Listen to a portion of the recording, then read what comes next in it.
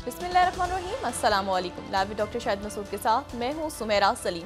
नाज़रीन, आज supreme court में मखसूस नशिस्तों से मुतालिक केस की समाअत हुई, जिसमें सुप्रीम कोर्ट ने दीगर वकला को तहरीक इंसाफ की मखसूस नशिस्तों से मुतालिक लिस्ट मुहैया करने की हिदायत कर दी। बाद अदालत ने केस की समाअत 1 जुलाई तक मुलतवी कर दी। दूसरी जानिब कौमी असम्बली में मुतालबात ज़र की मंजूरी का अमल मुकम्मल हो चुका है, जबकि ऐवान में वफाकी बजट और फाइनेंस बिल कल मंजूर किया जाएगा। इसके अलावा भी दीगर मौज़ूआत पर आज हम गुफ्तगू करेंगे। स्टूडियो में हमारे साथ मौजूद हैं डॉक्टर शाहिद मसूद। अस्सलाम वालेकुम डॉक्टर साहब। जी आपको डॉक्टर साहब, मौलाना फजल रहमान साहब की जानिब से एक बार फिर ऑपरेशन अज़्म इस्तेहकाम की मुखालफत की गई है। उनकी तरफ से मुखालफत की गई है और इसके ऊपर जो है वो हुकूमत या ये जो अरेंजमेंट है जी। उनका ये कहना है कि वो इत्मीनान में लेंगे। तो ये मेरा ख्याल है जब अनाउंसमेंट हुई है तो उसमें कुछ क्लैरिटी नहीं थी।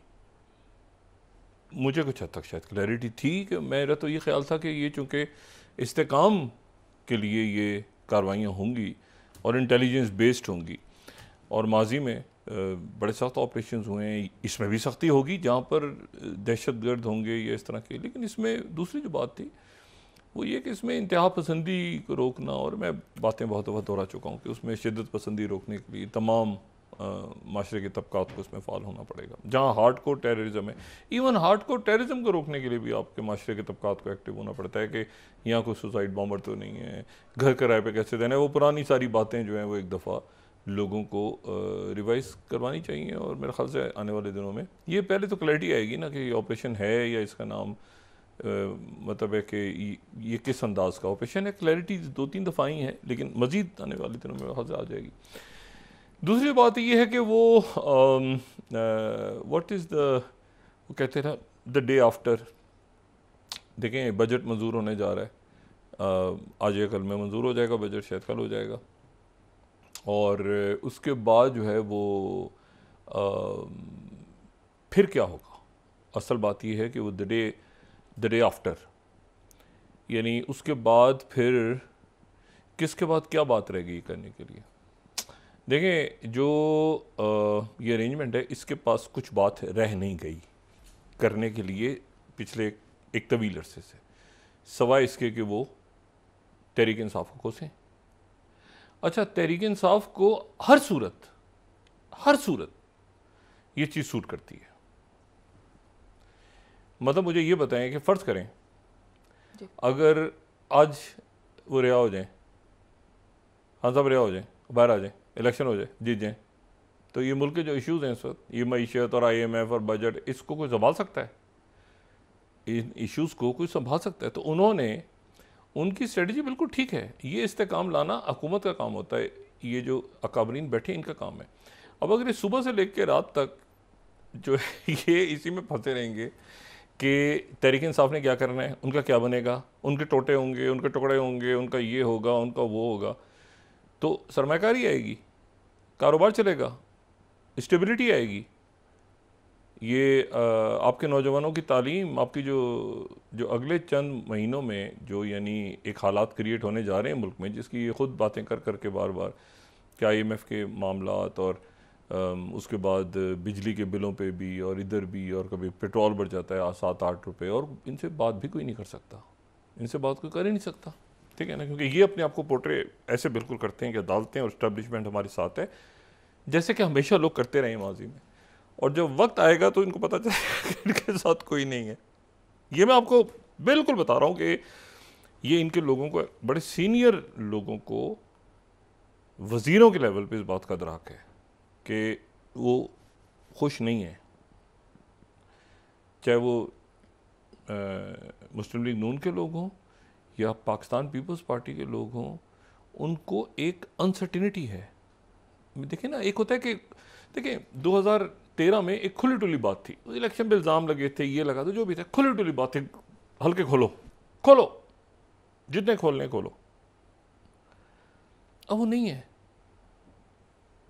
देखिए ना, एक पोजीशन ख़राब हो जाती है ना, एक पोजीशन ऑफ वीकनेस है ना। अब ये नहीं है कि हल्के खोलो, अब ये कि हल्के नहीं खोलने, मतलब एक दूसरी सूरत, एक बिल्कुल एक सिचुएशन डिफरेंट है ना। हल्के नहीं खोलने, खबरदार जो हल्के खोले, यहाँ पर रिटायर्ड जज, मतलब उल्टी सिचुएशन है। बजाय इसके कि इतना हाई मॉरल, जो मर्जी करो यार, हम तैयार हैं भाई, तो वो जब सिचुएशन होती है ना, तो फिर आप एक इस्टेब्लिशमेंट के साथ भी बाकी जगहों पर भी ज़रा वो फिर धीमा धीमा कहते हैं इधर बैठ जाओ, इधर बैठ जाएगा तो कहीं हो जाए, क्योंकि आपके वो जो होती है ना एक, वो इस अरेंजमेंट में प्रॉब्लम है। अब इशू ये है कि वो, अब देखें ना, अब राना सनोला साहब शुरू में नाराज़, उनके बिल्कुल डिफरेंट, अब वो हुकूमत में सेटअप है, अगर उन्होंने कहा यार क्या मैं इस उम्र में क्या ये इनकलाबी बनूँ, तो वो फिर वो भी उनकी टोन चेंज हो गई। शुरू में तो नाराज़ थे सारे। तो इशू ये है कि ये स्टेबिलिटी तो इस अरेंजमेंट के नतीजे में नहीं आनी। अदारे अपनी जगह मौजूद रहते हैं, शख्सियात आती जाती रहती हैं, पॉलिटिकल शख्सियात, पार्लियामेंट में कानून आगे पीछे लोग सारे, लेकिन रियासत और अदारे तो अपनी जगह। Supreme court of Pakistan, security forces और आवाम कांस्टेंट है मुस्तकिल, और मईशत एक कांस्टेंट फैक्टर है, सिक्योरिटी एक कांस्टेंट फैक्टर है, तो और रियासत है ना। तो ये तो ऐसा तो नहीं है ना कि इनमें से किसी को कुछ कह दिया तो वो कहा कि मैं रियासत हूँ, ऐसा तो नहीं है, ऐसा तो नहीं है ना कि मतलब यही मतलब हो गया तो भी मैं ही हूँ भाई। या जैसे यही मामला तहरीक इंसाफ के साथ आखिरी दिनों में हो गया था, जिसकी वजह से बहुत सारे क्राइसिस पैदा हुए, क्योंकि उसमें से कई लोग जो हैं वो मतलब है कि मैं ये इख्तलाफ नहीं कहूँगा, अंदरूनी इख्तलाफात नहीं, लेकिन जब ज़ाहिर क़यादत नहीं है तो फिर तो अंदर मामला उलट पुलट हो जाते हैं, ग्रुप बन जाते हैं। वो पहले भी लड़ाइयाँ थीं, पहले भी ग्रुपिंग थी, वो हर पार्टी में होती है, मैं उसमें नहीं जाना चाह रहा माजी में या मौजूदा बाकी पार्टियों की सूरत में हो जाती है। लेकिन असल इशू ये है कि वो अगर बाहर आ जाते तो स्टेबिलिटी आ जाएगी कैसे? मतलब वो कभी खान साहब मर के इस वक्त हुकूमत नहीं संभालेंगे। वो कह रहे जितनी पढ़नी इनको पढ़ती रहे, इश्यूज देखें ना, ऑपरेशन शुरू होना है, एक तूफान आना है महंगाई का, जो बिल आने हैं अभी अगले महीने, और उसके बाद जो है स्कैंडल्स को कब तक आप रोकेंगे मीडिया में? अब नहीं रोक सकते ना, एक लेवल होता है कि आप उस तक रोकते हैं, फिर उस नहीं रोक सकते। और बाहर के ममालिक, मैंने कहा ना ये, अब आप कहते रहे दुश्मन है, स्टेबिलिटी नहीं आने दे रहा, स्टेबिलिटी नहीं आने दे रहा, वो नहीं आने दे रहा, तो एक लम्हे पे लोग तंग आ जाते हैं, कहते हैं यार नहीं आने दे रहा तो फिर आप क्या करें? फिर मतलब कोई उसका रौला रप्पा ख़त्म करें ना। सियासी बयानिया भी नहीं बन रहा, ये भी नहीं बन रहा, करप्शन भी नहीं है मेरे छोड़े, मतलब एक वो कहेंगे भाई निबटना सारा अगर हम नहीं है तो फिर आप क्यों हैं? आप क्यों, मतलब है कि मतलब सियासी बयानिए से ख़त्म करें ना चीज़ को, इस बयानिए से कि कभी यहूदी एजेंट फलानाडो भाई माजी की बातें सारी, मतलब है कि मैंने आपसे कहा ना कि मैं ऐसे अल्फाज इस्तेमाल होते रहे माजी में और मौजूदा शख्सियात इस्तेमाल करती रही, मैं उसमें नहीं जाना चाह रहा। 3-4 फैक्टर कांस्टेंट हैं। पहली बात तो ये कि मईशत, दूसरा ये कि स्टेबिलिटी लेकर आएँ, तीसरा सिक्योरिटी के कंसर्न्स, हर दूसरे दिन खबर आती है, और सोशल अनरेस्ट, ये एक्सीडेंट्स और ये क्लाइमेट चेंज, आप देखें ना कितनी बड़ी थ्रेट बन के सामने आ रहा है। बारिशें अचानक शुरू हो जाती हैं, कहीं बर्फ़ पड़ रही है, बर्फ़ नहीं पड़नी चाहिए थी, वहाँ बर्फ़ पड़ रही है, और ग्लेशियर्स पे गल रहे हैं, बारिश हो रही है, हीट वेव्स आ रही हैं। ये एक लॉन्ग टर्म स्ट्रेटजीज होती हैं रियासतों की ये स्ट्रेटजीज होती हैं काबरीन की आपके, कि आज केस का फैसला तो नहीं आ गया, सुबह क्या होगा वकील का, ओ भाई खुदा।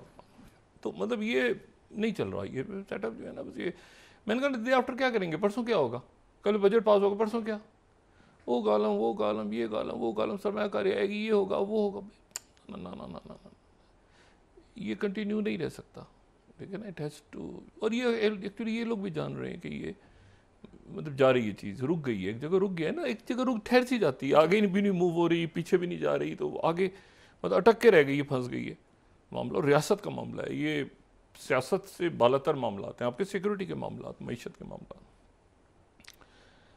तो इसमें इशू ये है कि खित्ते के वाक़यात दोबारा बराह रास्त पाकिस्तान पे असरअंदाज हो रहे हैं, अब तो तेज़ी के साथ हो रहे हैं। और मैं काफ़ी दिन पहले कह चुका हूँ कि अब हमारी खारजा पॉलिसी भी मुतासर होना शुरू हो गई है। मैंने चंद हफ्ते पहले ही बात कही थी, और उसके बाद जो इवेंट्स हुए वो सबके सामने जो बातें हो रही हैं उसके बाद, चाहे वो मशरिक़ से हों या मगरिब से हों। अब इसमें इशू ये है कि 2-3 अचानक वाक़यात जो हैं वो ऐसे, एक तो बोलीविया को देखें बोलीविया को डिस्कस करना इसलिए ज़रूरी है कि वहाँ बड़ी अजीब सूरत हाल है। बोलीविया जो है पूरी दुनिया इसको जानती है। अच्छा कैसे जानती है मैं अभी बताता हूँ आपको, लेकिन पहले वहाँ जो हुआ है वो किस्सा ज़रा सुने। अच्छा बोलीविया जो है, वहाँ के जो सदर हैं, अब वो नाम उनका जो है वो लुई एस करके है, ठीक है। अच्छा अगर मैं उसको सही तरह से प्रोनाउंस कर रहा हूँ। तो वो जो है वो 2019 में उनके, अच्छा बोलीविया जो है ये कोई 1825, 26, 27 ऐसे कुछ आगे पीछे तब से आज़ाद हुआ है, यानी बहुत पुरानी आज़ादी मिली हुई है उनको। यह है लातीनी अमेरिका में, यानी लैंडलॉक कंट्री है। और ये लैंडलॉक कंट्री जो है ये कोई दुनिया का 7वां बड़ा लैंडलॉक कंट्री है। बड़े मुल्क हैं ना, बड़े बड़े मुल्क लैंडलॉक कंट्रीज़ हैं। काज़ाकिस्तान हो गया, यहाँ पे चाड है अफ्रीका में, अफ़गानिस्तान है, बड़े बड़े मुल्क लैंडलॉक हैं। तो उनमें से एक लैंडलॉक मुल्क जो है वो बोलीविया है। लेकिन बोलीविया में हुआ क्या? बोलीविया में ये हुआ कि वहाँ पर जब से बोलीविया आज़ाद हुआ है तो वहाँ 109 दफ़ा बगावतें हुई हैं। 109 दफ़ा एक ने दूसरे का धड़न तख्ता कर दिया। वो उस वक्त से, जब से, यानी आप समझ लेना कि वर्ल्ड वॉर से भी पहले, और आप चले जाए ना 1825 या 30 से, जब से भी वो आज़ाद हुए। अब इशू ये है कि वहाँ पर फिर स्टेबिलिटी वहाँ पर आई, और वो स्टेबिलिटी आई वहाँ पर यानी कोई आप समझें कि कोई एक उनके जो सदर हैं जो अभी जिनका टेन्यूर ख़त्म हुआ, चंद साल पहले टेन्यूर के ख़त्म हुआ, वो उनको हंगामे शुरू हो गए और उसमें उनको मोरालेस उनको इस्तीफ़ा देना पड़ गया। हंगामे शुरू हुए और इस्तीफ़ा देना पड़ गया। अच्छा, ये मोरालेस जो है इस्तीफ़ा देना पड़ा, तो जब हंगामे फूट पड़े। अच्छा, बोलीविया की जो तारीख़ है उसमें इससे पहले जितनी बगावतें हुई हैं, कूज हुई हैं, on record they were sponsored by CIA। बिल्कुल जैसे आप समझ लें कि ये जो बगावत थी ना, ये वाली, जैसे ईरान में धड़न तख्ता हुआ था उनका, मोहम्मद मुसद्दिक का, तो CIA मानती है फिर क्लासिफाइड पेपर। तो जो डी क्लासिफाइड पेपर हैं उनमें बोलीविया उन मुल्कों में से जहाँ पर जितनी बगावतें होती रहीं, तो वो उनमें से मेजॉरिटी जो थी उसमें CIA है। क्योंकि बिल्कुल वो लैटिन अमेरिका और ये वो हम कहते हैं ना निकारागुआ या बगावतें होती रहीं, तो ये CIA स्पॉट ऑफ बगावतें। अच्छा, लेकिन फिर ये हुआ कि ये जो साहब आए मोरालेस, इनके खिलाफ हंगामे फूट पड़े। अच्छा, ये जो है ये रशिया और चाइना और जो आप समझे कि इस कैंप के करीब थे, इनके खिलाफ हंगामे फूट पड़े। हंगामे शुरू हो गए, इनको इस्तीफ़ा देना पड़ गया, और ये जो हैं ये पहले मेक्सिको गए, फिर ये अर्जेंटीना चले गए, और ये जो हैं ये मशरिक़ के कैंप में थे। अच्छा, अब ये और इनके ताल्लुकात जो हैं वो इतने ज़्यादा ख़राब हुए, जो इनके ताल्लुकात इतने ज़्यादा ख़राब हो गए थे अमेरिका के साथ और बाकी मुल्कों के साथ, कि एक दफ़ा ये 2013 में ये गए रशिया। ये मैं अभी की सदर की बात नहीं कर रहा, मैं उस सदर की बात कर रहा हूँ जो 2019 में रिज़ाइन कर गए, और जो मौजूदा सदर के बिल्कुल एक ही पार्टी, यानी करीब करीब हैं, एक दूसरे के खिलाफ इलेक्शन वगैरह से लड़ रहे हैं। लेकिन हुआ बड़ा इंटरेस्टिंग वाक़या। ये गए रशिया गए, तो जब जहाज़ इनका वापस आ रहा था, यानी बोलीविया आ रहा था मॉस्को से 2013 में, तो जब ये यूरोप के उसमें एयर स्पेस में एंटर हुआ, तो जनाब यूरोपीय मुल्कों ने कहा कि हम आपको अपनी एयर स्पेस में आने नहीं दे रहे। पहले एक मुल्क ने कहा, पहले अमेरिका की तरफ से खबर आई, फिर उसके बाद फ्रांस ने कहा, फिर इटली ने कहा, फिर तो हंगामी तौर पे इनके जहाज़ को ऑस्ट्रिया उतारा गया। अच्छा, अब ये मतलब प्रेसिडेंट ऑफ बोलीविया के जहाज़ को आप उतार रहे हैं 2013।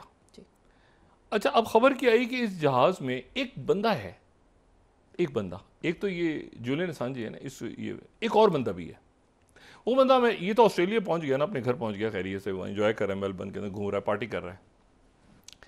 जो दूसरा बंदा है वो अमेरिकन नेशनल है, और वो बंदा जो है NSA का एम्प्लॉय था, और उसने 2013 में बम फोड़ दिए बहुत सारे, अचानक बहुत सारी डॉक्यूमेंट्स लीक की। इससे पहले कि अमेरिका उसको पकड़ता, वो हांगकांग पहुंच गया। अमेरिका ने उसकी शहरियत ख़त्म कर दी, और पूरी CIA और वो सब ने छापे मारे वो हांगकांग में। लेकिन उससे पहले वो एक जहाज़ में बैठ के मॉस्को पहुंचने में कामयाब हो गया। उसका नाम है एडवर्ड स्नोडन। वो मॉस्को लैंड होने में कामयाब हो गया। अब जनाब ये हुआ कि वो एयरपोर्ट पे वो 39 डेज उसको एयरपोर्ट पे कंटेन किया, प्रेसिडेंट पुतिन ने एयरपोर्ट पे ही वो 39 डेज गुजारे एडवर्ड स्नोडन। अब ये जो बोलीविया के सदर वहां से वापस आ रहे थे, अमेरिका को ये मुखबरी हुई कि इनके जहाज में एडवर्ड स्नोडन आ रहा है बोलीविया, क्योंकि बोलीविया उसने 21 मुल्कों में अप्लाई किया था असाइलम। उसमें से जो मुल्क कह रहे थे कि आ जाओ, उनमें से एक बोलीविया था, एक वेनेजुएला था, एक क्यूबा ने कहा था कि नहीं ड्यू टू रीजंस, हालांकि क्यूबा से एक्सपेक्ट, लेकिन बहरहाल वेनेजुएला, बोलीविया, इक्वाडोर, इन्होंने कहा था हमारे पास आ जाओ। अब उनको शक हुआ कि बोलीविया के प्रेसिडेंट के जहाज में एडवर्ड स्नोडन है। उन्होंने जनाब बोलीविया के सदर से कहा आप जहाज उतार दें। बोलीविया के सदर ने जहाज उतार, तलाशी हुई, एडवर्ड स्नोडन नहीं था। उसके बाद जनाब ये देखें, ये 6 स्लाइड कोट करते हैं ना ताकि मजेदार स्टोरी है बड़ी। अच्छा, Spain told Edward Snowden Bolivia के प्रेसिडेंट के प्लेन के अंदर, ये 6 स्लाइड हम दिखा सकें BBC की। अच्छा, अब अजीब किस्सा हुआ, इनका जहाज जनाब उतर गया और ये CNN, ठीक है, ये CNN 7 स्लाइड, बोलीविया के सदर का जहाज उतर गया जनाब। गलत र्यूमर थी कि स्नोडन ऑन बोर्ड है। अच्छा, स्नोडन साहब उधर ही थे, रशिया में ही थे, जहाज उतर गया। अजीब जो है ना, खटर पटर, एक मुसीबत, आगे पीछे दाएं बाएं।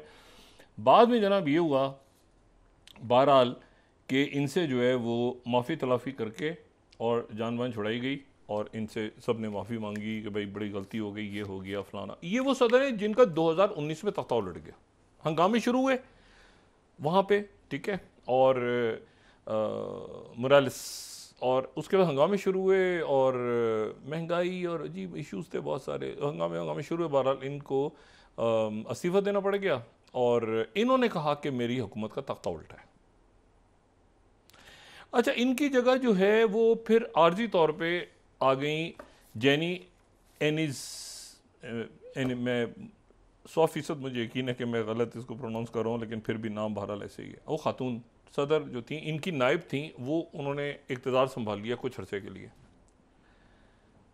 पता चला ये उनके तख्ता उलटने के अंदर ये भी थी। इनको जनाब सिक्योरिटी फोर्स ने पकड़ लिया तख्ता उलटने के। मैंने कहा ना 190 दफ़ा शायद हुकूमतें गिराई गई हैं वहाँ, उसका था। अच्छा, ये थी ज़रा यानी प्रो अमेरिकन टाइप। इनको पकड़ लिया जनाब सिक्योरिटी फोर्स ने और बगावत के इल्ज़ाम में ये 10 साल के लिए अपनी सदर को उठा के इन्होंने अंदर डाल दिया। अब ये 10 साल की कैद काट रही हैं और उनकी जगह जो है ये मौजूदा सदर आ गए, लुइस जो हैं, ये आ गए जनाब 2022 में। अच्छा, अब ये आ गए 2022 में या उसके बाद आगे भी ये आ गए और इन्होंने आके ये जो है वो जनरल को वहाँ पे ख्वान ख्वासे, जिनका नाम की गालिबन प्रोनाउंसिएशन है, उन्होंने आके उनको अपॉइंट किया। उन्होंने कहा जी आप जो हैं आर्मी चीफ हैं। अच्छा, उसके बाद ये हुआ कि 24 तारीख को शायद उन्होंने आके, जो आर्मी चीफ इनके थे, उन्होंने आके स्पीच की कि मैं ये यहाँ पे जुल्म और सितम जो हो रहा है और ये सारा बर्दाश्त नहीं करूँगा और बहुत बुरा हो रहा है बोलीविया में और ऐसा है और वैसा है, और मैं जो हूँ वो सियासी कैदियों को रिहा करूँगा। और मैंने सदर से कहा सियासी कैदियों को रिहा करें, ख़ासतौर पर उस खातून को ज़रूर रिहा करें, वो जिसको सियासी कैदी को आपने जेल में डाला हुआ है, और वो जिनका खातून जो है जिनको आपने बगावत के इल्ज़ाम में अंदर डाला हुआ है, तो मैं उनको रिहा करूँगा। अच्छा, इन्होंने सदर साहब ने उनको बर्ताव कर दिया। अब जनाब कल ये वो फौज का एक दस्ता लेके, टैंक शैंक लेके वो सदर के सदारती महल में घुस गए। अब सदारती महल में घुस गए बोलीविया के, तो पब्लिक, इन्होंने जनाब ये आ गए आवाम के अंदर, इन्होंने स्पीच की।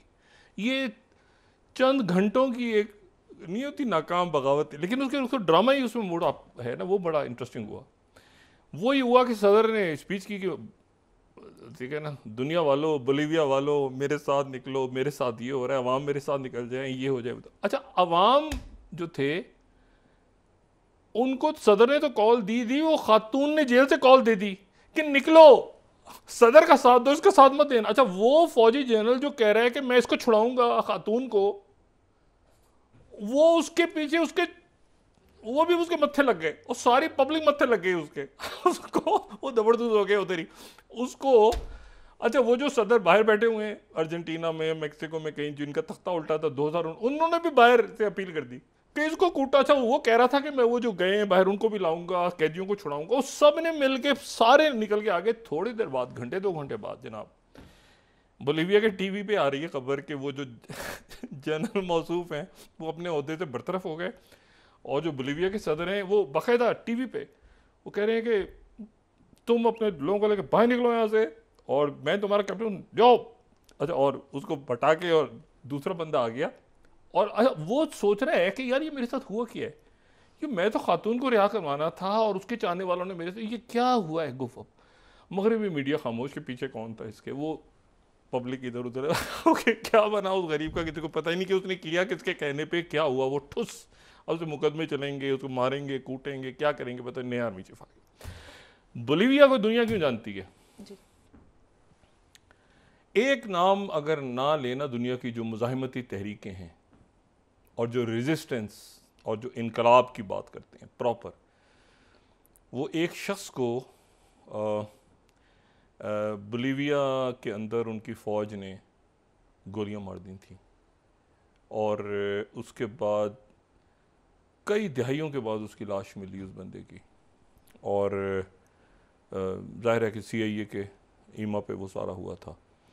क्यूबा में कास्त्रो का बड़ा साथी था वो शख्स, और क्यूबा के अंदर वो थोड़ी देर वज़ीर भी रहा, फिर वो बोलीविया निकल आया, क्यूबा से ही ताल्लुक़ था उसका, बोलीविया आया, उसने यहाँ पे कहा कि मैं आज़ादी दिलाऊंगा, यहाँ पे जो डिक्टेटरशिप है उसे, और उस बंदे को फिर बोलीविया में घेरा। और जब उसके बारे में बताया जाता है कि जब उसको मारा जा रहा था, उसकी लाश कई सालों के बाद मिली, 1967 में शायद उसको, या आगे पीछे कहीं 60s में कहीं मारा था उसको, तो 70s के अंदर उसकी लाश के एक कब्र खुदी, कहीं से उसकी लाश मिली, उसकी लाश ही नहीं मिल सकी। लेकिन यह है कि उस कहा जाता है कि जो फ़ौज के लोगों में तैयार कोई नहीं था उसे गोली मारने के लिए, बोलीविया की फ़ौज के लोग तैयार नहीं हो रहा था, कोई सिपाही नहीं मिल रहा था। फिर एक बंदे को उन्होंने पता नहीं उसको नशा वशा करवाया, फिर उसने उससे गोलियां उसने मारी, और उस बंदे का नाम है चे गुवेरा, ठीक है ना। तो दुनिया की जो तारीख़ है, मुज़ाहिमती तारीख़, वो बोलीविया की फ़ौज ने जिस बंदे को मारा था, तो वो जब आप नाम लेते हैं ना किसी जगह का, तो साथ ही आपके जो कास्त्रो, चे गुवेरा, मतलब ये नाम आपके सामने निकल के आते हैं, तो ये वो बोलीविया है। तो एक माजी वो कैरी कर रहे हैं वहाँ के लोग के, मुज़ाहिमत, रेजिस्टेंस, कैसे आगे जाना है, क्या कहा। और दूसरी सबसे बड़ी कहानी है वो है लिथियम। दुनिया को क्या इंटरेस्ट है, बोलीविया जो है वो उन मुल्कों में से है, बोलीविया, वेनेजुएला, या आसपास जो पट्टी है पूरी, जहाँ पे लिथियम के दुनिया के सबसे बड़े ज़खायर हैं, जो कि सेमीकंडक्टर्स में, और ये जो आने वाले दिनों में जो भी जहाँ पर भी टेक्नोलॉजी जा रही है, तो लिथियम की कहानी है वहाँ पे, और कई हज़ार टन लिथियम जो है वो मौजूद है वहाँ पे। तो वो जो वहाँ पे होगा वो डील करेगा, वो जाहिर है कि दुनिया की तो बोलीविया की बड़ी इंपॉर्टेंस है। बोलीविया से निकलते हैं वापस, तो मैं आपको तो बता रहा हूँ कि वहाँ हुआ क्या है उस गरीब के साथ। वो गरीब अंदर ठूस हो गया। लेकिन एक और जगह पे जो है वो जर्नल्स की पकड़ाई आई है, और ये बड़ा एक हमारे लिए यानी आप ये देखें कि दुनिया में कितनी कुछ मुल्क तरक्की जो करते हैं, सिविलियंस और हर अदारे के लोग। और ये जो ख़बर है ये जनाब आई है हमारे पास चाइना से, और चाइना ने 14 स्लाइड CGTN, चाइना ने अपने 2 साबिक डिफेंस मिनिस्टर्स को पब्लिकली बरतरफ करने का ऐलान किया है। 14 स्लाइड, ठीक है। एक उनके वी फेंग और एक ली शेंगफू, पब्लिकली उन्होंने CGTN अनाउंस किया है कि हम 2 अपने फॉर्मर डिफेंस मिनिस्टर्स को, और वो क्या कह रहे हैं, ये CGTN कोट कर रहा हूँ, वो ये कहते हैं कि जी इनको हम इस बात पे निकाला जा रहा है यहाँ से कि इन्होंने करप्शन की है और इन्होंने अपनी पावर को मिसयूज़ किया है। चाइना, ये शी जिनपिंग जो है ये, ठीक है, और जो ली हैं उन्होंने डिसिप्लिन ख़त्म किया है और इम्प्रॉपर बेनिफिट्स लिए हैं 2 डिफेंस मिनिस्टर्स को। शी जिनपिंग जो हैं वो तमाम अपनी कौम को वक्तन फवक्तन ये मैसेज देते हैं चाइना में कि चाहे कोई भी शख्स हो, किसी भी जगह बैठा हो, मैं ना PLA में, जिसके वो चेयरमैन हैं सेंट्रल कमीशन के, और ना ही सिविलियन साइड पे। मैं करप्शन बर्दाश्त नहीं करूंगा। तो एग्जाम्पल वो बनाते हैं फिर आला अहदेदारों को। अब 2 डिफेंस मिनिस्टर जो उनके बड़े करीब थे, करप्शन पकड़ लिया, पब्लिकली अनाउंस किया। अच्छा, और उसके बाद आप ये देखें कि इससे पहले ये पहली दफ़ा नहीं हुआ।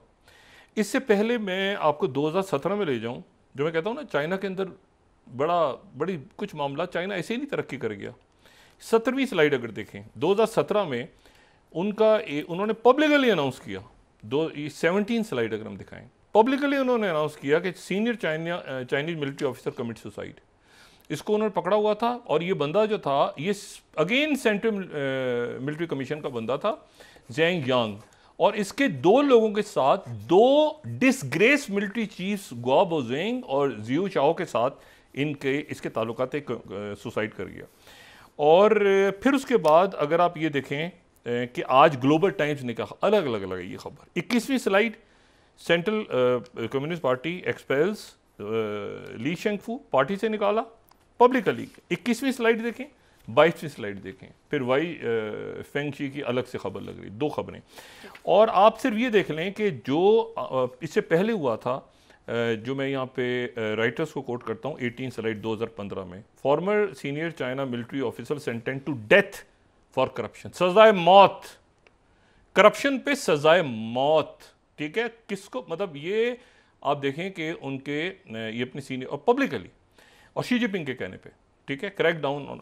अच्छा, फिर उसके बाद आप ये देखें कि जो इनके मिलिट्री टाइगर बड़ा उनका नहीं, करप्शन में ये जू जिंगहाओ को जो पकड़ा था, तो CNN 19 slide, disgrace military tiger dies of cancer, ये डेथ हो गई। तो वो इसको जो है ये पब्लिकली अनाउंस करते हैं और चाइना ने इसकी वजह से उनके यहाँ जो है ये नहीं, सजाए मौत है। करप्शन अगर आपने की और आप बड़े ओहदे पे गए तो नॉट लेस देन डेथ, ठीक है, और आपने मिसयूज किया या उम्र कैद या डेथ और डिसग्रेस्ड पब्लिक के सामने। अब इशू ये है कि ये तो 2 वाक़यात हैं, जो बोलीविया का वाक़या और बात। अब जनाब गैलेंट साहब जो हैं वज़ीर दिफा इसराइल के, वो जनाब तशरीफ़ ला रहे हैं वापस अमेरिका यात्रा से। तो यहाँ मशरिक़ वस्ता में क्या होने जा रहा है? चंद घंटों के बाद, कल पाकिस्तानी वक्त के मुताबिक शाम 6 बजे गालिबन ट्रंप और बाइडन आमने सामने होंगे। दुनिया भर के टीवी चैनल्स कटे होंगे, शायद हमारा भी 90 मिनट के लिए दिखा रहा हो। और आज टॉस हुआ है और टॉस जो है वो बाइडन ने जीता है। और टॉस ये हुआ है कि जो स्क्रीन लगी है पीछे, उसमें राइट साइड पे कौन खड़ा होगा, तो बाइडन खड़े होंगे। और टॉस ये था कि जो जीतेगा वो अपनी पसंद की जगह पे खड़ा होगा। बोरिंग इसलिए है कि ऑडियंस नहीं है, एक स्टूडियो में हो रहा है, अटलांटा CNN के स्टूडियो में हो रहा है। और दूसरी बात बोरिंग ये है कि एक आदमी जब बात करेगा दूसरे का माइक बंद हो जाएगा, तो दूसरा बोल ही नहीं सकेगा। तो देखिए ना, ट्रंप बोल रहा होगा तो बाइडन ने देखिए ना, इससे पहले जो मुबाहिजा हुआ था 2020 में, तो हाथ नहीं मिलाए थे क्योंकि कोविड था। जी, ब्रेक के बाद डिस्कस करते हैं। नाज़रीन वापस आते हैं एक छोटे से ब्रेक के बाद।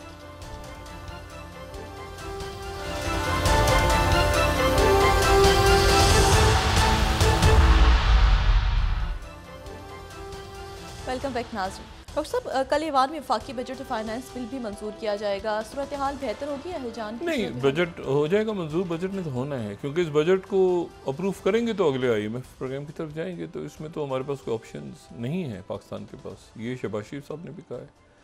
और उसमें हाँ, बस एक सवाल ये ज़रूर उठा है और उठा रहेगा कि इसमें जो एलीट है उसको क्यों छोड़ा गया, जो अपर क्लास है उसको क्यों इतनी रियायतें दे दी गई और उसके मुतालबात क्यों मान लिए गए, और सारा बोझ जो है वो अवाम पे क्यों डाल दिया। ये सवाल ऐसा है जो आने वाले दिनों में उठेगा और शिद्दत के साथ ही उठता रहेगा। और मौजूदा अरेंजमेंट जो है उसका पीछा करेगा। वो बहुत ज़्यादा इसको तूल नहीं दे सकते इस बहस को कि इमरान खान आएगा तो PTI तो ये केस तो वो केस। उससे बढ़ के भी मुल्क में बहुत सारे इशूज़ हैं, सिक्योरिटी और मईशत और बाकी सारे जो इशूज़ मैं बता रहा था आपको, इन्वेस्टमेंट्स और ये सारे मामला, तो उस तरफ तवज्जो देनी चाहिए। लेकिन शायद ऑप्शंस नहीं थे, क्योंकि एक सेटअप ऐसा है जिसमें सबको खुश करना है गालिबन, या सबकी बातें माननी है, बहुत से लोगों की बातें माननी है, तो शायद वो फिर सभी उसका हिस्सा बन गए।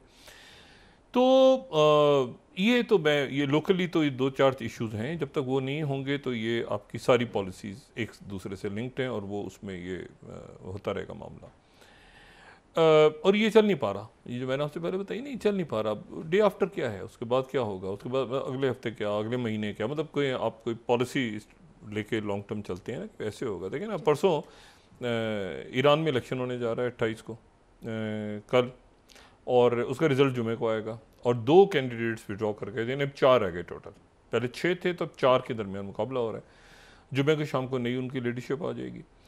अच्छा, कीनिया में फिर हंगामे शुरू हो गए। उनके सदर ने, रूतो ने बिल वापस ले लिया था, लेकिन अब वो लोग निकलाए हैं कि जी आप झूठे हैं, आपने पहले झूठ बोला था हमसे, तो आपका तो इतबार ही नहीं है। वो कह रहे नहीं भाई, तो फिर बहरहाल हंगामे हो रहे हैं, लेकिन शिद्दत कम है। तो लेकिन बहरहाल उसमें 29 या 27 या 29 लोग उसमें जहाँ भक हो गए हैं, लेकिन आई होप कि वो काबू में आ जाएंगे हालात। इशूज़ में जो गज़ा के अंदर हालात हैं वो ये हैं कि गैलेंट उनके वापस आए हैं अमेरिका का दौरा करके।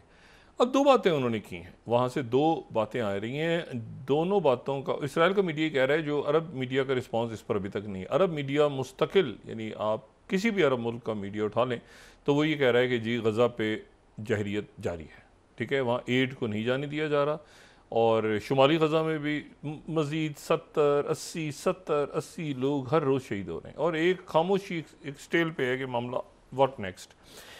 अब जो उनके वज़ीर दिफा हैं, उन्होंने एक अजीब व गरीब बयान दिया अमेरिका में। उन्होंने कहा है कि हम लेबनान को, गज़ा नहीं, लेबनान को पत्थर के दौर में ले जाएंगे वापस। लेबनान को पत्थर के दौर में ले जाएंगे, लेकिन हिजबुल्लाह से लड़ेंगे नहीं। अब ये उनका जो 27वां, मैं हैरिस को रिपोर्ट कर रहा हूँ, गैलेंट कहते हैं कि इसराइल को return Lebanon to stored does not want war with Hezbollah. पत्थरों के दौर में, ये तो रिचर्ड आर्मिटेज की ज़बान से एक दफ़ा सुना था, वो तरदीद करते बहरहाल। अब ये जो है ये बात, इसी को गार्डियन ने भी किया है कि Israel wants it could take Lebanon back to stone age. अच्छा, ये 13वीं स्लाइड। लेकिन ये जो है ना, ये ऐसे ही है, ये बातें ऐसे ही हैं, ठीक है। जो दूसरी उनकी रिपोर्ट है जो टाइम्स ऑफ इसराइल के अंदर इंटरेस्टिंग है, जिसकी अभी तक तरदीद या वजाहत या उसके ऊपर कमेंट्स नहीं आए, ये वो बात है, वो कह रहे हैं कि जी 2 मुल्क मान गए, अमेरिकन कह रहे हैं कि वो अपनी पीस फोर्स भेजेंगे गज़ा में जंग बंदी के बाद। ये मैं 13 स्लाइड कोट कर रहा हूँ, इजिप्ट और यूएई।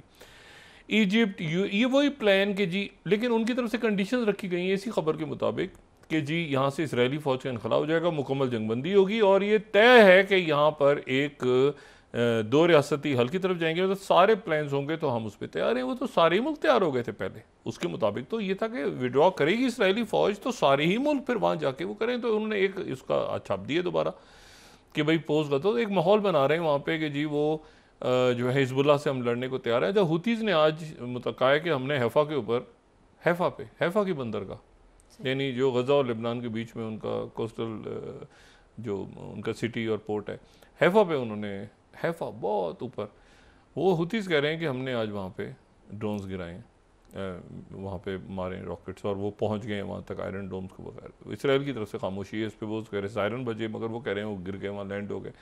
और ये तो बल्कि हुतीज़ तो कह रहे हैं कि इराक से भी गए हैं। लेकिन बहरहाल तो अब यह है कि ये कहीं ना कहीं पर जाके ये ख़त्म होना है, चाह भी रहे हैं लोग सारे, लेकिन या तो ये है कि कल जो ट्रंप और बाइडन का मुकाबला है आपस में, ये थोड़ा बोरिंग है। मतलब एक आदमी चुप करा दिया, दूसरा उसको बोलने ही नहीं, तो क्या मज़ा, तो तभी आता है ना दरमियान में कोई चटापटा को, फिर वो कहता शट अप यू मैन, ये बाइडन ने कह दिया था। तो वो मतलब मज़ा नहीं इसमें, वो थोड़ा सा बोरिंग रहेगा। उसको माइक बंद रखा जाएगा, एक पानी की बोतल दी जाएगी। बाइडन की तरफ से ये ट्रंप की तरफ से बात हुई, बहरहाल ये बात चली कि बाइडन ने कहा मुझे कुर्सी दे दी जाए, तो कहा गया कि नहीं आपने खड़े होकर मोबाइल से के दौरान खड़े रहेंगे दोनों 90 मिनट। फिर उनकी टीम की तरफ से तरदीद आई है कि नहीं, बाइडन ने कोई ऐसा मुतालबा नहीं किया था, बाइडन आराम से खड़े रह सकते हैं। तो अब यह है कि जब एक आदमी बोल रहा होगा दूसरे का माइक बंद होगा, उसका माइक दोनों के पास एक पेन होगा, पेपर होंगे और पानी की बोतल होगी एक, और दोनों अपने पिछले कोई जेब में कागज़ लेके, कोई पर्ची लेके, कोई नोट्स लेके नहीं जा सकेंगे उसमें। 90 मिनट तक उन्होंने फिलबदी बोलना होगा, जो भी सवाल होगा, जो जैसे भी CNN एटलांटा हेडक्वार्टर्स, वहाँ से ये लाइव होगा पूरी दुनिया में। और यहाँ पर भी लोग देखेंगे, पूरी दुनिया में देखेंगे भी ट्रंप बमुकाबला बाइडन। तो ये 1 बजे GMT है, यहाँ पर 6 बजते हैं शाम के जो भी एग्जैक्ट में टाइम का नहीं मुझे पाकिस्तान में पता, लेकिन 12 देखेंगे। अच्छा जो है वो तो ये इसमें गज़ा डिस्कस हो सकता है, इसमें यूक्रेन डिस्कस हो सकता है, इसमें चाइना डिस्कस हो सकता है, इसमें फॉरेन पॉलिसी पे बात जा सकती है बिल्कुल, क्योंकि अमेरिका की जो इंटरनल इस वक्त वहाँ पे टर्मोइल है पूरी दुनिया में, तो उसमें ये गज़ा और यूक्रेन तो हर जगह डिस्कस। आप आसियान की किसी मीटिंग में चले जाएँ वहाँ गज़ा आ जाता है, आप चले जाएँ कोई G7 के इजलास में तो गज़ा आ जाता है, यूक्रेन आ जाता है। ये जो जंगें हैं और साथ ही ये जो एक अफरीत यहाँ पे जन्म ले चुका है ना, बहुत बड़ा अफरीत में इसलिए कह रहा हूँ कि इसको लोग अभी तक इसको स्लीपिंग उसको समझ रहे हैं, उसकी पावर नहीं समझ रहे कि शिपिंग लेन्स के पास ये हूती से कौन बात करेगा, इनको कौन समझे, कौन इसे टॉक्स करेगा, जिनके पास इतनी कुव्वत आ गई और आने वाले दिनों में वो पूरे रीजन का, यानी यहाँ 2 जहाज़ तो डूब चुके हैं ना अभी तक, और वो अब परमिशन लेके जा रहे हैं, वो ऊपर से घूम के आ रहे हैं, क्या हो रहा है क्या नहीं हो रहा, ये एक लंबी कहानी है। तो चाइना और रशिया दरमियान में उन्होंने कह दिया हम तो आएंगे नहीं, हम तो बात नहीं करेंगे, ना प्रेशर डालेंगे। पाकिस्तान की स्ट्रेटेजिक लोकेशन बड़ी इंपॉर्टेंट है, पाकिस्तान का जो नेबरहुड है उसमें लावे पक रहे हैं, जंगें छेड़ रही हैं दुनिया में, और मैं तो बहुत दिनों से कह रहा हूँ कि अब जो इंटरनल केओस है वो हमारे फॉरेन पॉलिसी पर भी असरअंदाज होना शुरू हो गया। तो इसलिए जितनी जल्दी इसको इस्तेकाम को लेकर आएँ हमारे अकाबरीन, मुल्क के अंदर बिल्कुल सुकून चैन कि सोशल अनरेस्ट ना फैले, स्टेबिलिटी आ जाए, वो तभी तो आपको किधर के सारा देखें ना, इन्वेस्टमेंट्स आनी थी, अब वो उसको छोड़ छाड़ के तो ये होगा उसको अंदर रखेंगे जेल में, उसको छोड़ेंगे, उसको मुकदमा हो। भाई स्टेबिलिटी लाएं ताकि इन्वेस्टमेंट्स आएँ, ताकि आपका ये सिस्टम चले, जमहूरियत आगे बढ़े ना, मतलब इसके अलावा कोई इशू नहीं है। मतलब अच्छे खासे सेंसिबल जो हमारे अकाबरीन हैं वो सुबह से लेकर रात तक उनकी ज़िंदगी में एक ही दुख है, और वो ये है कि ये आदमी जेल में आता है मेरी हुकूमत नहीं चली जाएगी, मेरा 45-47 खुल गया, इसका खुल गया, वो आगे हो गया, पीछे साइड पे कर दें चीज़ें, इस वक्त स्टेबिलिटी लेकर आ जाएं। और अच्छा वो PTI कह रहे हैं बात नहीं करेंगे, क्योंकि उनको पता है कि इनसे देखिए ना, वो मौलाना साहब ने आज जो जिरगा किया है ये एक रवायत थी, ये रवायत हमेशा से रही है। अमेरिकन भी जब आए थे ना 9/11 के बाद उन्होंने लोही जरगा किया था, हामिद करज़ई भी लोही जरगे की ज़ाहिर शाह को बुलाया था, एक उनका एक पूरा एक तरीक़ाकार है, सदियों पुरानी रवायत है, पख्तून जो उनका तरीक़ाकार है, और उसी के नतीजे में वहाँ फैसले, मैंने कहा ना कि ज़ाहिर शाह को और हामिद करज़ई और सारा उनको लोही जरगा करना एक तरीका है पूरा, अमेरिकन ने भी किया था। तो बात ये, फिर उसके बाद जमहूरियत लाने की कोशिश की, आखिर में वो सारा जो कुछ हुआ इतने सालों के बाद वो एक अलग कहानी है। लेकिन यह है कि आप उस मुल्क के अंदर जो है वो उस मुल्क की रवायात को लोग क्या सोच रहे हैं, और KP में तो बहुत, मुझे वो दिन याद है आज तक कि वो एक दहशत गर्द होता था, उसके साथ 50 लोग बच्चे औरतें शहीद हो जाते थे, तो कहते थे कोलेटरल डैमेज, उस वक्त जो यहाँ पे कोई बात नहीं, कोलेटरल डैमेज, हम इतना दबाव में थे। तो अल्लाह का शुक्र है वो दिन गुजर गए हैं, अब यहाँ पर स्टेबिलिटी और सुकून लाने की ज़रूरत है, और अगर कहीं दहशत गर्दी हो रही है तो कैसे है उसको पिन पॉइंट करके वो जो इंटेलिजेंस बेस्ड ऑपरेशन वगैरह। लेकिन जो तासुर गया पहले बयानिए से, उसको अच्छा हुआ ख़त्म किया शहबाज शरीफ साहब ने, मज़ीद उसकी वजाहत करें, मज़ीद डायलॉग करें, और ये स्टेबिलिटी लेकर आएँ, किसी भी तरह से लाना है स्टेबिलिटी इस हुकूमत या सेटअप या अरेंजमेंट या जो भी, उसके लिए ज़रूरी है, मुखालफिन के लिए ज़रूरी नहीं। अब आप उनको कहते रहे वो देखें इनकी वजह से चीन नहीं आ रहा, इनकी वजह से ये नहीं हो, भाई तो आखिर में किस पे जाएगा, मतलब आप बैठे हो उनकी वजह से नहीं आ रहा, तो मतलब इसका कोई हल निकालेंगे ना आप, तो सोल्यूशन तो हुकूमत को निकालना है, हल तो इनको निकालना है कि कैसे, और उनको भी ये देखना है कि हम ऐसी जगह पे ना ले जाएं सूरत हाल को जहाँ पर बिल्कुल ही रियासत का नुकसान हो। तो ये जो है ये मामलात को हल करना है। मैं क्लोज सिर्फ कर रहा हूँ, ये 12 अक्टूबर 1967 के 2 पेपर्स के ऊपर, एक तो न्यूयॉर्क टाइम्स है, और जिसके यकीन लोगों को नहीं आ रहा था कि che गुवेरा को मारा गया, तो ये फ्रंट पे, और फिर एनालिसिस आर्मी सेज कि che Guevara is buried secretly, और अगर इस पूरे एनालिसिस को आप पढ़ें तो उसमें यही है कि जी वो क्विक बरियल जो है वहाँ पे लैटिन अमेरिका में यूजुअल है, और उसको मार दिया गया 12 अक्टूबर 1967। बोलीविया को आप डिस्कस नहीं कर सकते जब तक इस बंदे का नाम सामने ना आए और उनकी तारीख को आप सामने ना रखें। 190 कूज हो चुकी हैं, 190 कूज। जी बहुत शुक्रिया डॉक्टर साहब। नाज़रीन, इसके साथ ही आज का प्रोग्राम अपने इख्तिताम को पहुंचा। मुझे सुमेरा सलीम को इजाज़त दीजिए। अलानी के बाद जी डॉक्टर साहब। अपने दोस्तों रिश्तेदारों को दो नवा के लोगों का सब ख्याल रखिएगा। अल्लाह हाफ़िज़।